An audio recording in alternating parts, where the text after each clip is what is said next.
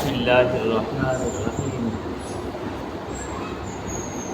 نحمده ونصلی علی رسولہ الکریم اما بعد فقد قال اللہ تبارک وتعالی اعوذ باللہ من الشیطان الرجیم بسم اللہ الرحمن الرحیم لن ینال اللہ لحومها ولا دماؤها ولکن ینالہ التقوی منکم صدق اللہ العظیم وقال النبی صلی اللہ علیہ وسلم عن زید بن ارقم رضی اللہ تعالی عنہ قالوا ما هي الاضاحی یا رسول اللہ قال سنت ابیکم ابراہیم قالوا فما لنا فیہا یا رسول اللہ قال بكل شعرة حسنة قالوا فالصوف یا رسول اللہ قال بكل شعرة من الصوف حسنة او كما قال علیہ الصلاۃ والسلام۔ اللہ رب العزت کا احسان اور کرم ہے کہ اللہ تعالیٰ نے ہمیں ایمان کی دولت عطا فرمائی۔ ذی الحجہ کا بابرکت مہینہ چل رہا ہے، آج 7 ذی الحجہ ہو گئی ہے اور انشاءاللہ پیر کے دن 10 ذی الحجہ ہوگی، یعنی قربانی کا دن ہوگا،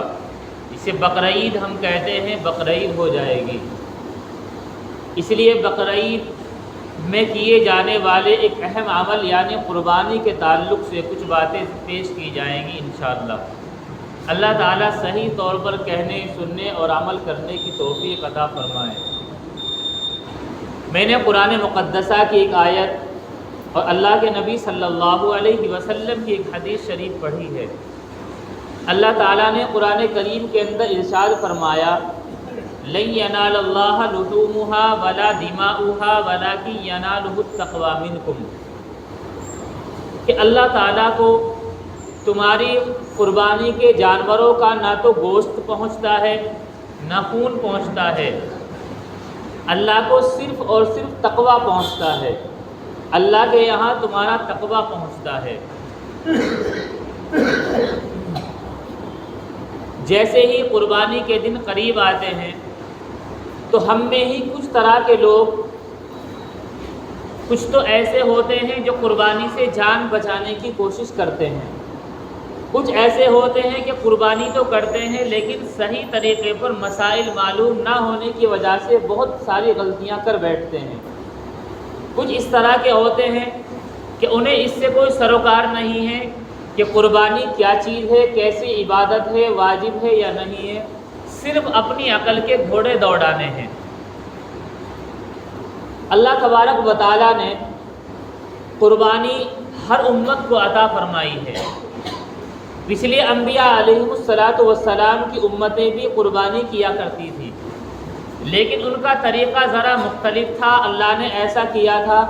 کہ وہ اپنی جانوروں کی قربانی کریں گے، کرنے کے بعد وہ گوشت رکھ دیا جائے گا کسی اونچی جگہ پر، کسی ٹیلے پر، آسمان سے آگ آئے گی، وہ اسے جلا دے گی، جس کی گوشت جل جائے گا وہ قربانی قبول ہونے کی دلیل ہوگی، اور جس کا جوں کا توں رہ جائے گا سمجھو اس کی قربانی قبول نہیں ہوئی۔ اسی طریقے پر ان کی زکوٰۃ کے مال کا یہی مسئلہ تھا، لیکن اللہ تعالیٰ نے اتنا بڑا رحم اس امت کے اوپر فرمایا کہ قبولیت کا دار و مدار بندے کے اور اللہ کے درمیان ہے۔ اللہ کو معلوم ہے کہ قربانی قبول ہوئی یا نہیں ہوئی، باقی دنیا والوں کے سامنے اللہ کے نبی صلی اللہ علیہ وسلم کا یہ امتی ذلیل نہیں ہوتا ہے۔ یہ اللہ تبارک و تعالیٰ کا احسان ہے۔ دوسرا امر یہ ہے کہ قربانی جب ہر امت پڑھتی تو امت محمدیہ کو بھی اللہ تعالیٰ نے یہ قربانی عطا فرمائی۔ اللہ کے نبی صلی اللہ علیہ وسلم جب سے قربانی کا حکم نازل ہوا تھا اس وقت سے لے کر آپ دنیا سے پردہ فرمانے تک مسلسل قربانی کرتے رہے، کبھی غیر حاضری نہیں کی۔ آپ صلی اللہ علیہ وسلم کا اس امر کی قربانی کرنے کی تاکید فرمانا یہ اس بات کی دلیل ہے کہ اس سے انکار کی گنجائش نہیں ہے، نہیں تو وہ معاملہ جس میں اللہ کے نبی صلی اللہ علیہ وسلم نے ذرہ برابر ڈھیل کی ہو، کبھی کیا کبھی نہیں کیا، اس میں گنجائش ہو سکتی ہے، لیکن جس معاملے کو آپ صلی اللہ علیہ وسلم نے اتنی پابندی سے کیا، حتیٰ کہ آپ نے یہ مسئلہ بھی سنا ہی ہوگا کہ سنت مؤکدہ انہی سنتوں کو کہا جاتا ہے کہ جن کو اللہ کے نبی صلی اللہ علیہ وسلم نے مواظبت اور پابندی کے ساتھ کیا ہو، کبھی نہ چھوڑا ہو، ان کا یہ حکم۔ اور اسی طریقے پر قربانی یہ ہے کہ آپ صلی اللہ علیہ وسلم نے اتنی پابندی سے کیا۔ حضرت عائشہ رضی اللہ عنہا کی روایت ہے، فرماتی ہیں کہ اللہ کے نبی صلی اللہ علیہ وسلم ہر سال 2 موٹے فربا صحت مند دمبے لیا کرتے تھے، سینگوں والے، ایک خصی دمبے لیا کرتے تھے، ایک دمبا اپنی امت کی جانب سے قربان کیا کرتے تھے، پھر اللہ تبارک و تعالیٰ کی حمد و ثنا کیا کرتے تھے، اور ایک اپنے اور اپنے اہل و عیال کی جانب سے قربان کیا کرتے تھے۔ اللہ کے نبی صلی اللہ علیہ وسلم کا یہ پابندی فرمانا اور پھر اپنے عمل کے ساتھ ساتھ زبان سے اس کی تشریح کرنا، یہ اس کے وجوب کو بتلاتا ہے کہ تاکید تو آپ کے عمل سے ہی ثابت ہو گئی کہ کرنا ہی چاہیے، لیکن پھر آپ صلی اللہ علیہ وسلم نے اس کے متعلق نہ کرنے پر کیسی وعید ذکر کی اور کرنے کے کیسے انعام ذکر کیے، ان سے وجوب ہی ثابت ہوتا ہے۔ حضرت فاطمہ الزہرا رضی اللہ عنہا، آپ صلی اللہ علیہ وسلم نے حضرت فاطمہ الزہرا رضی اللہ عنہا سے فرمایا کہ اے فاطمہ، تم اپنی قربانی کے جانور کے پاس حاضر ہو جاؤ، اور پھر فرمایا کیونکہ قربانی کے جانور کا اس کے خون کا پہلا قطرہ تمہارے پچھلے تمام گناہوں کو معاف کر دے گا۔ حضرت فاطمہ الزہرا رضی اللہ عنہا نے عرض کیا یا رسول اللہ، کیا یہ فضیلت ہمارے یعنی اہل بیت کے لیے ہے یا تمام مسلمانوں کے لیے ہے؟ آپ صلی اللہ علیہ وسلم نے فرمایا یہ فضیلت تمام مسلمانوں کے لیے ہے۔ تو آپ صلی اللہ علیہ وسلم کا یہ فرمانا کہ قربانی کے خون کا پہلا قطرہ تمہارے پچھلے تمام گناہوں کو معاف فرما دے گا۔ ایک روایت میں آپ صلی اللہ علیہ وسلم نے فرمایا کہ قربانی کے جانور کو جب ذبح کیا جاتا ہے تو اس کے خون کا قطرہ زمین پر گرنے سے پہلے قربانی کرنے والے کی مغفرت کر دی جاتی ہے۔ اتنی بڑی فضیلت کہ وہ قربانی کے خون کا قطرہ زمین پر گرنے سے پہلے اس کی مغفرت ہو جائے، اور حضرت فاطمہ الزہرا رضی اللہ عنہا کی روایت کے مطابق پچھلے تمام گناہ معاف ہو جائیں۔ اتنی بڑی فضیلت اللہ تبارک و تعالیٰ نے اس عمل میں رکھی ہے، پھر بھی آدمی اس میں کوتاہی کرتا ہے۔ حضرت زید بن ارقم رضی اللہ عنہ کی روایت جو میں نے پڑھی، وہ فرماتے ہیں کہ آپ صلی اللہ علیہ وسلم کے صحابہ نے اسی قربانی کے متعلق آپ صلی اللہ علیہ وسلم سے معلوم کیا۔ مختصر حدیث ہے لیکن جامع ہے۔ فرمایا ماہی الاضاحی، اللہ کے نبی صلی اللہ علیہ وسلم یہ جو قربانی ہم کیا کرتے ہیں، یہ قربانی کیا ہے، اس کی حیثیت کیا ہے کہ ہم جانور ذبح کرتے ہیں، عام دنوں میں بھی ذبح کر کے کھا لیتے ہیں، لیکن ان دنوں میں خاص طریقے پر جو کی جاتی ہے، اس کی حیثیت کیا ہے قربانی کی؟ آپ صلی اللہ علیہ وسلم نے بہت جامع اور مختصر جواب دیا۔ فرمایا سنت ابیکم ابراہیم،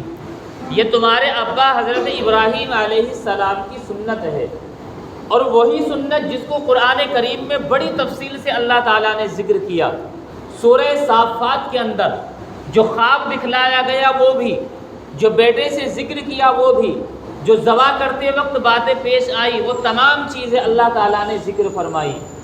تو آپ نے اتنے مختصر لفظوں میں پوری تشریح کو ذکر فرما دیا، سنت ابیکم ابراہیم، یہ تمہارے ابا حضرت ابراہیم علیہ السلام کی سنت ہے۔ یہاں ٹھہر کر ایک بات سمجھنی چاہیے،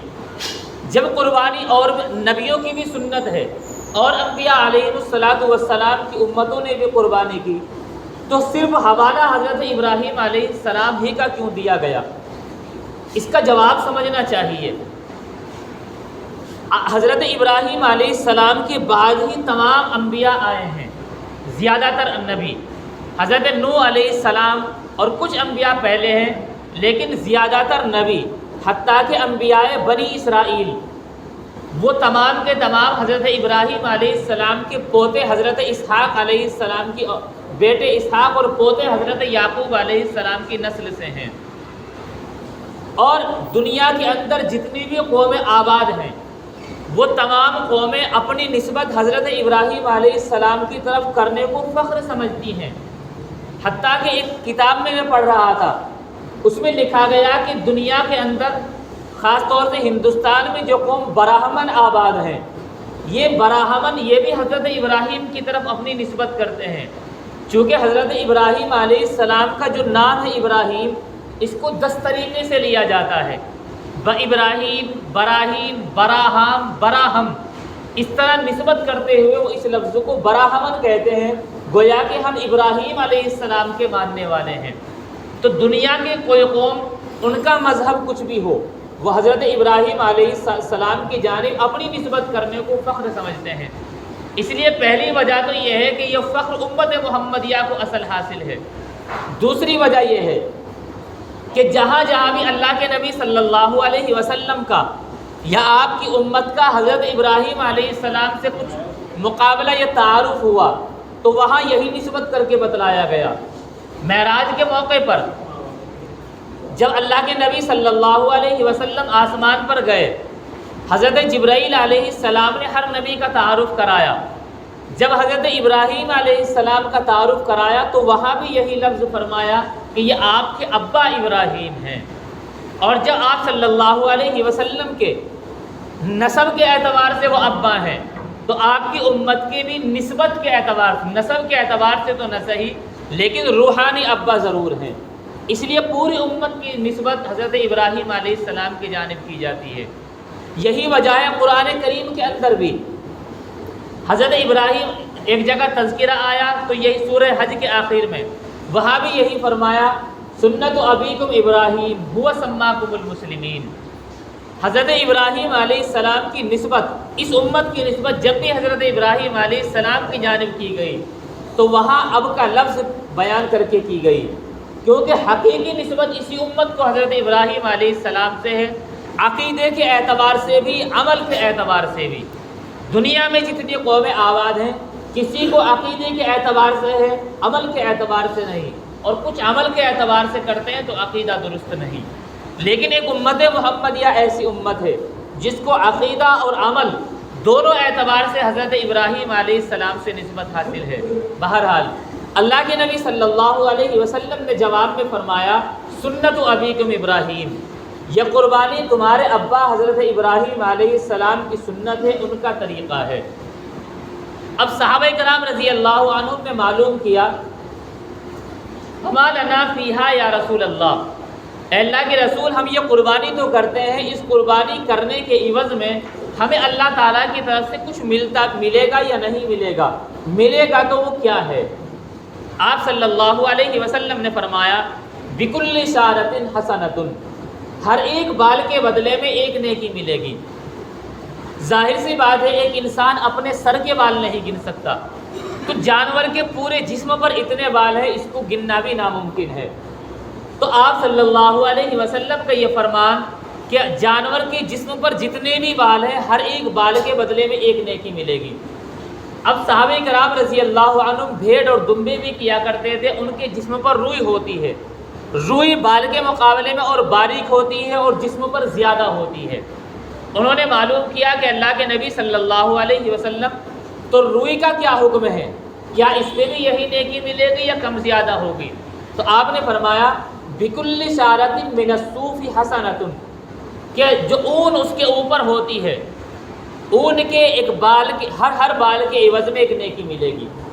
اور ظاہر سی بات ہے ان بالوں کو گننا ناممکن ہے، تو ایک قربانی کرنے کے بعد اتنی نیکیاں ملے گی کہ ان کا اندازہ لگانا بھی ناممکن ہے۔ معافی کا اعلان ہو جائے، اللہ کے نبی صلی اللہ علیہ وسلم کے فرمان سے ثابت ہے کہ اس کی مغفرت کر دی جاتی ہے۔ اتنی نیکیاں مل جائیں کہ گننے سے بھی آدمی عاجز ہو کہ ان کو گن نہ سکے، اتنی بڑی فضیلت، اور صرف اتنی مختصر رقم میں کہ 10-12 ہزار عام طور سے اچھے سے اچھا حصہ اور اچھے سے اچھی قربانی اتنے میں ہو جاتی ہے، پھر بھی آدمی محروم رہے اور عجیب عجیب راستے تلاش کرے تو گویا کہ یہ آدمی اپنا ہی نقصان کر رہا ہے۔ اللہ تبارک و تعالیٰ کا تو کوئی نقصان ہے نہیں، چونکہ اللہ نے تو فرما دیا کہ نہ تو اللہ کو تمہارا گوشت پہنچتا ہے، اسے بھی تم کھا لیتے ہو، نہ خون پہنچتا ہے، اللہ کو تو تمہارا تقویٰ پہنچتا ہے۔ اور اصل تقویٰ وہ چیز ہے تمہارے خلوص نیت، جس میں صرف اور صرف اللہ کی رضا مقصد ہو۔ تو اس لیے اللہ کا کوئی نقصان نہیں ہو سکتا ہے، صرف قربانی نہ کر کے جو آدمی بہانہ تلاش کرتے ہیں وہ ان کا ہی نقصان ہے کہ اتنی نیکیوں کا اور ایسی معافی کا جو اعلان ہو اس کا آدمی نقصان کرے۔ پھر قربانی واجب ہونے کے بعد اگر آدمی قربانی نہ کرے تو اللہ کے نبی صلی اللہ علیہ وسلم کی بڑی سخت وعید ہے۔ آپ نے فرمایا من وجد سعۃ لأن یضحی فلم یضحی فلا یقربن مصلانا، کہ جو آدمی قربانی کرنے کی استطاعت رکھتا ہو، اور علماء نے لکھا ہے کہ اصل یہ وجوب کے لیے ہے کہ قربانی واجب تھی پھر بھی قربانی نہیں کی، فرمایا کہ اسے اتنا بھی حق حاصل نہیں کہ وہ ہماری عیدگاہ میں ہی آ جائے۔ جس طرح کسی کو دھتکار دیا جاتا ہے کہ آج کے بعد یہاں منہ لے کر مت آ جانا، یہ دھتکارنا ہوتا ہے، اللہ کے نبی صلی اللہ علیہ وسلم نے بھی ان سخت لفظوں میں کہا کہ جب قربانی کی وسعت ہونے کے باوجود قربانی نہیں کر سکتے تو تمہیں ہماری عیدگاہ میں آنے کی کوئی ضرورت نہیں ہے، یہاں ایسا شخص حاضر نہ ہو۔ یہ گویا کہ اللہ کے نبی صلی اللہ علیہ وسلم کا دھتکارنا ہے، اور اگر آقا صلی اللہ علیہ وسلم کسی کو دھتکار دیں ظاہر سی بات ہے پھر پناہ کی کوئی جگہ نہیں ملنے والی۔ اس لیے بہانہ تلاش نہ کرنا چاہیے، قربانی ضرور کرنی چاہیے۔ قربانی کی ایک حکمت بھی ہے، کچھ لوگ اپنی عقل کے گھوڑے دوڑاتے ہیں، وہ کہتے ہیں کہ اگر 10,000 روپے کا آپ نے حصہ لیا، اتنا کسی غریب کو صدقہ دے دو تو صدقہ دینے سے اس غریب کا گھر چل جائے گا۔ دیکھو صدقہ کرنا یہ تو قربانی میں خود پایا جا رہا ہے۔ قربانی کے آپ جانور ذبح کرنے کے بعد حکم 3 حصے کیے جائیں، ایک اپنے لیے، اپنے گھر والوں کے لیے، ایک رشتہ داروں اور دوستوں کے لیے، ایک غریبوں کے لیے۔ آپ اپنا کھائیں گے، اپنے بیٹوں پر خرچ کریں گے، اس میں بھی صدقے کا ثواب۔ آپ رشتہ داروں کو کھلائیں گے، ڈبل صدقے کا ثواب، ایک تو حسن سلوک اور صلہ رحمی کا، دوسرا ان پر خرچ کرنے کا۔ اور اگر آپ غریبوں میں تقسیم کریں گے تو بھی صدقہ پایا جا رہا ہے۔ تو قربانی کرنے میں تو خود صدقے کا ثواب ہے، تو اپنی عقل کہاں دوڑائی جائے، اور قربانی کر کے یہ فضیلت بھی حاصل، صدقے کا بھی ثواب، اور اپنی عقل کے گھوڑے دوڑانے کے بعد صدقے کا ثواب تو مل سکتا ہے لیکن قربانی کا وجوب ادا نہیں ہوگا۔ دوسری حکمت یہ بھی ہے کہ آپ نے فرمایا سنت و ابیکم ابراہیم، یہ تمہارے ابا حضرت ابراہیم علیہ السلام کی سنت ہے۔ اب غور کیا جائے، جب حضرت ابراہیم علیہ السلام نے حضرت اسماعیل علیہ السلام کو ذبح کرنے کے لیے لٹایا، اللہ تعالیٰ نے اس کے عوض میں دمبا جنت سے بھیجا تھا تاکہ اس کے بدلے میں ایک جان بچ جائے، دوسری جان ذبح ہو جائے۔ تو گویا کہ جان کا عوض جان سے ہوتا ہے، مال سے نہیں ہوتا۔ جان کا بدلہ جان ہو سکتی ہے، مال نہیں ہو سکتا۔ جب ایک جان کے بدلے میں اللہ نے جنت سے دوسری جان بھیجی تھی تو دنیا میں اگر کوئی یہ شخص کہے کہ اس کے بدلے میں ہم رقم دے دیں گے تو بدل ہوا ہی نہیں۔ بدل تو تب ہے جب جان دی جائے، چونکہ یہ بات عقل بھی کہتی ہے کہ اصل تو یہ تھا کہ اللہ تعالیٰ اسی کی جان کی قربانی ہم پیش کرتے، چونکہ قرآن کریم میں اللہ نے فرمایا کہ اللہ تعالیٰ نے تمہاری جان اور مالوں کو جنت کے عوض میں خرید لیا ہے، تو یہ جان اللہ تعالیٰ کی، اگر اللہ تعالیٰ یہ کہتے کہ اس بقرعید میں تمہیں ہی ذبح ہونا ہے، اپنی اولاد کو ذبح کرنا ہے، کسی کو یہ حق حاصل نہیں تھا کہ وہ انکار کرتے، چونکہ یہ جان تو پہلے ہی ہم نے اللہ کے حوالے کر دی، بیچ دی ہے۔ پھر بھی اللہ تعالیٰ نے ہمیں یہ سہولت دی اور جان دے سکتے تھے، اور اصل قربانی ہی جان کی ہی قربانی ہے، لیکن اللہ تعالیٰ کا یہ احسان کہ اللہ تعالیٰ نے اس جان کی قربانی بچا دی، اس کے بدلے میں مال کی قربانی، چونکہ جو جانور آپ ذبح کر رہے ہیں وہ خرید کر رہے ہیں یا پال کر، وہ ایک مال ہے، ملکیت ہے۔ اللہ تعالیٰ چاہتے تو جنت سے کچھ اور بھیج دیتے کہ ایک کام کرو، ان کی جگہ اتنی جنت کی نعمتیں دے رہے ہیں، تقسیم کر دو۔ جب جنت سے ایک جان ہی بھیجی گئی اور آج تک یہ حکم جاری رہا کہ جان ہی ذبح کی جائے گی، اس کی نسبت اس لیے ہے تاکہ اس جان کو ذبح کرتے ہوئے انسان کے ذہن میں یہ تصور ضرور آئے کہ یہ بھی ممکن تھا کہ ہم اپنے آپ کو یا اپنی اولادوں کو ذبح کرتے، یہ چھری آج اس جانور پر چلنے کے بجائے ہمارے یا ہماری اولاد کے اوپر چل رہی ہوتی، تاکہ ذبح کرتے ہوئے وہ تصور پورا کا پورا ذہنوں میں باقی رہے۔ اور اگر آپ جیب سے نکال کر 10,000 نہیں 10 لاکھ بھی صدقہ کر دیں تو وہ تصور ذہنوں میں نہیں آ سکتا۔ بہرحال یہ قربانی کی حکمتیں ہیں کہ جان کے عوض میں جان ہی کی قربانی پیش کی جائے گی۔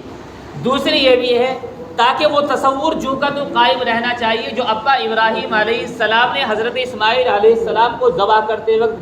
ذہن میں رکھا تھا اور موجود تھا، تاکہ آپ کی تمام اولاد، اللہ کے نبی صلی اللہ علیہ وسلم کی پوری امت جب بھی قربانی کرے گی وہ پورا کا پورا تصور، اور بالخصوص حضرت ابراہیم اور حضرت اسماعیل علیہ السلام کا وہ پورا واقعہ ذہن میں رہنا چاہیے، اور یہ صدقہ کرنے سے ذہنوں میں نہیں آ سکتا ہے۔ اس لیے ہمیں قربانی ضرور کرنی چاہیے، قربانی میں لاپرواہی نہیں کرنی چاہیے، چونکہ اتنا مہنگا نہیں ہوتا۔ قربانی کس پر واجب ہوتی ہے؟ یوں تو روزانہ عصر کی نماز کے بعد مسائل ذکر کیے جاتے ہیں، لیکن مختصر یہ بھی سمجھ لیں، 52.5 تولہ چاندی گراموں کے اعتبار سے 612 گرام چاندی کا جو مالک ہو، چاہے اتنی رقم کا مالک ہو یا کچھ چاندی کچھ سونا یا کوئی بھی چیز ہو، 612 گرام چاندی یا اس سے زیادہ کا مالک ہو۔ چاندی کا ریٹ ڈیلی اپ ڈاؤن ہوتا ہے، آپ گوگل پر چیک کریں اور مختلف سائٹوں کے اعتبار سے تھوڑا بہت فرق رہتا ہے۔ آج ہی کا ریٹ ایک ویب سائٹ ہے گڈ ریٹن کے نام سے، اس پر 905 روپے پر 10 گرام ہے، گویا کہ 1 تولہ چاندی کی قیمت آج کے اعتبار سے اس ویب سائٹ پر 905 روپے ہے۔ اس اعتبار سے جب 612 گرام چاندی ہم کریں گے، 612 گرام کا مطلب بیٹھتا ہے اب 61 تولہ 2 گرام، تو 61 تولہ 2 گرام جب اس کو 905 روپے سے ضرب دیا جائے گا تو 55,386 روپے کی ملکیت بیٹھتی ہے۔ جو شخص قربانی کے دنوں میں 55,386 روپے یا اس سے زیادہ کا مالک ہو، ایسے شخص پر قربانی کرنا واجب ہے۔ چاندی کی قیمت کم زیادہ ہو سکتی ہے، یہ ریٹ 100 200 400 500 روپے اوپر نیچے ہو سکتے ہیں۔ اس اعتبار سے آج کے اعتبار سے 55,386 روپے سے زیادہ کا جو بھی مالک ہے یا اتنی رقم کا، ایسے شخص پر قربانی کرنا واجب ہے۔ قربانی کے مسائل ہمیں ضرور معلوم کرنے چاہیے، اس میں خاص چند چیزوں کا دھیان رکھنا ہمیں چاہیے آج کے دور میں جو زیادہ پائی جاتی ہیں۔ پہلی چیز یہ ہے کہ نوجوانوں کو ایک بھوت چڑھا ہوا ہے اسٹیٹس لگانا، ریل بنانا۔ آپ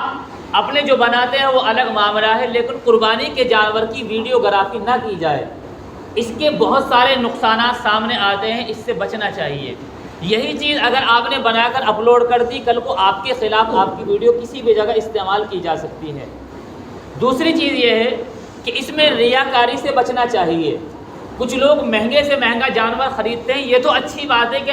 اچھا تندرست جانور کرنا چاہیے، لیکن مہنگا خریدنے کے بعد جب تک 10-20 جگہ وہ ذکر نہ کرتے کہ میں اتنا مہنگا لایا ہوں، انہیں سکون نہیں ملتا ہے۔ اس لیے مہنگا لائیں، صرف اللہ کی رضا کے لیے اچھا لائے ہیں، صرف آپ کو معلوم ہو یا اللہ کو معلوم ہو، اوروں کے سامنے اس کو نہ گایا جائے۔ ایک کمی دیکھنے میں یہ آتی ہے کہ جانور اچھا خرید لیا، سب کچھ ہے، لیکن جو اسے چارہ پتے کھلائے جاتے ہیں تو چوری کے کھلائے جاتے ہیں، کسی کے پیڑ پہ سے توڑ لیے، کہیں سے بھی کھلا دیا۔ جب جانور اتنا مہنگا ہے تو 5-10 دن کے لیے آپ اسے اپنی جیب سے خرچ کر کے اسے کھلائیں، تاکہ اس جانور میں بالکل ایک ایک رقم آپ کی صحیح ہو، کسی کا چوری یا دغا بازی کا پیسہ شامل نہ ہو۔ اسی طریقے پر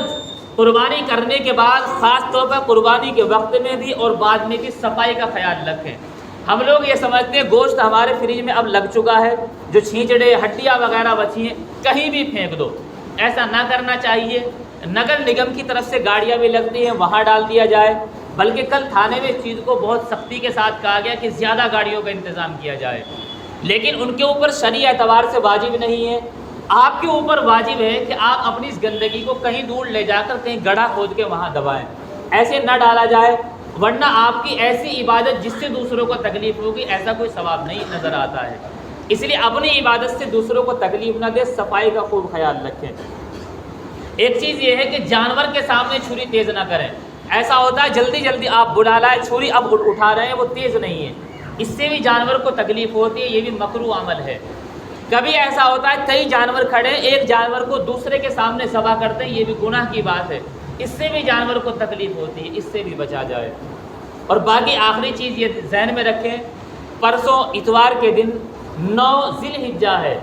تو 9 ذی الحجہ کی فجر سے لے کر، یعنی اتوار کے دن کی فجر سے لے کر 13 ذی الحجہ یعنی جمعرات کے دن عصر تک ہر فرض نماز کے بعد تکبیر تشریق پڑھی جاتی ہے، جو کہ مرد عورت سب پر واجب ہے۔ مرد ہر فرض نماز کے بعد ایک مرتبہ زور سے تکبیر تشریق پڑھیں گے، عورتیں آہستہ آواز سے تکبیر تشریق پڑھیں گے، ان پر بھی واجب ہے۔ تکبیر تشریق اتنی مشکل نہیں ہے، یاد نہ ہو تو یاد کر لینی چاہیے، 2 دن کا موقع ہے۔ تکبیر تشریق یہ ہے: اللہ اکبر لا الہ الا اللہ واللہ اکبر وللہ الحمد۔ اللہ تعالی ہم سب کو عمل کی توفیق عطا فرمائے۔ وآخر دعوانا ان الحمد للہ رب العالمین۔